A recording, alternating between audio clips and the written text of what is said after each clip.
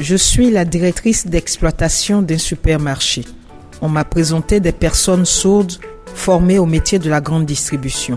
Alors, après des entretiens passés en présence d'un interprète, j'ai décidé de recruter un agent d'entretien.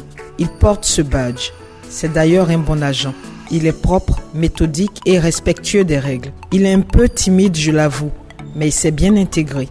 Le cabinet nous a formés aussi à des notions de la langue des signes. Ça va, je me débrouille pas mal. Écoutez, je pense qu'on vit ensemble, on travaille ensemble, c'est normal. La première impression est toujours la bonne, dit-on. Que vous y croyez ou non, nous vous conseillons de travailler sur l'attitude à adopter en entretien d'embauche pour laisser votre meilleur souvenir au recruteur. Vous avez sûrement répété le fond de l'entretien d'embauche. Nous vous proposons ici quelques conseils pour que la forme soit parfaite. Bonjour, ici Marie-Désirée Yao, assistante recrutement et communication chez La Libellule. Bienvenue à notre séance de formation hebdomadaire. Nous vous donnons aujourd'hui les 5 facteurs clés pour faire bonne première impression en entretien d'embauche. En premier lieu, nous pouvons parler de soigner son look. Ensuite, faire bonne impression dès l'accueil de l'entreprise. Être ponctuel. Se présenter sobrement au recruteur pour faire bonne impression en entretien d'embauche. Et enfin, soigner sa sortie. Nous allons attaquer le premier point. Soigner son look en entretien d'embauche. On ne va pas se mentir, la première impression se fait aussi sur la tenue du candidat. Évidemment, selon les secteurs d'activité, le dress code sera plus ou moins strict.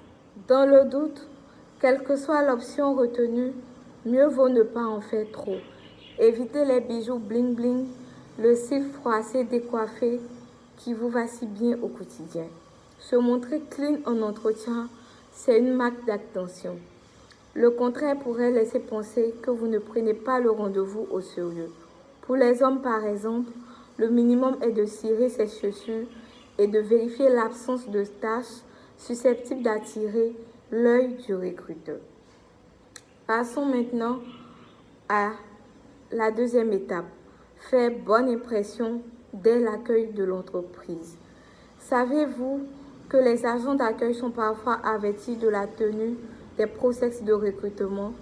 Si vous arrivez une demi-heure à l'avance et que vous faites profiter toute la salle d'attente de vos coups de fil perso, ça craint. Globalement, les comportements excessifs, irrespectueux ou vraiment trop stressés avant un entretien d'embauche pourront être rapportés au recruteur. À l'inverse, un comportement courtois et serein sera forcément apprécié par vos futurs collaborateurs, que ce soit les agents d'accueil ou ceux que vous croiserez dans les couloirs. Saluer ces derniers en souriant est une règle de savoir-vivre qui s'impose a priori. J'ai longtemps fait du recrutement et après le départ des candidats, je demandais régulièrement des précisions sur le comportement du candidat aux hôtesses d'accueil. Témoigne un recruteur.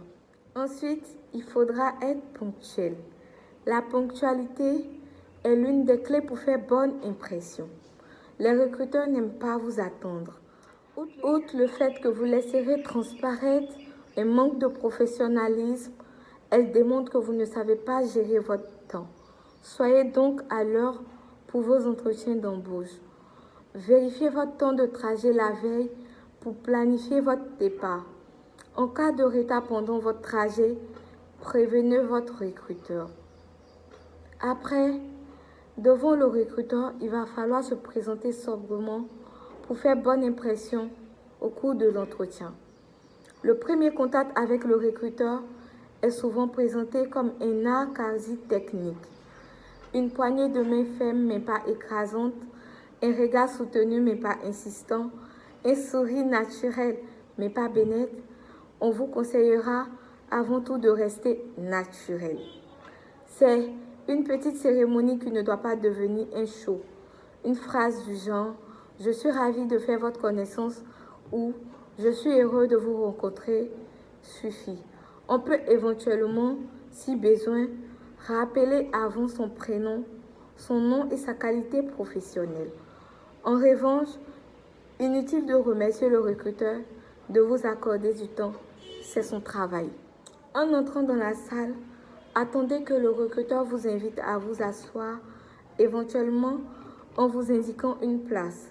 Et s'il part chercher un dossier, vous pouvez l'attendre ou prendre les devants. Le mieux est simplement de lui demander où prendre place. Mais il ne faut surtout pas vous jeter sur un siège dès votre arrivée. Enfin, il va falloir soigner sa sortie.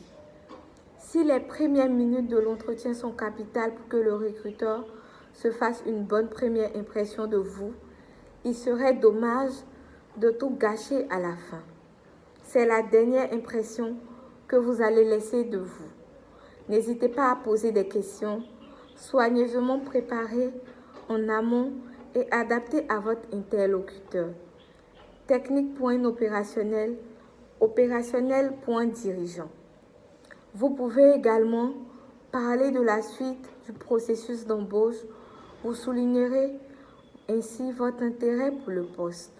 La fin de l'entretien peut être l'occasion de décompresser tout en faisant preuve de professionnalisme. Par exemple, en discutant des locaux de l'entreprise ou le quartier où est située l'entreprise. Ainsi prend fin la formation de ce jour. J'espère que vous avez aimé la vidéo. Merci de nous laisser en commentaire vos différents avis et questions. C'était Marie-Désirée Yao pour vous servir, assistante recrutement et communication chez La Libellule. Bonne chance dans votre insertion professionnelle. À la semaine prochaine. On vit ensemble, on doit travailler ensemble.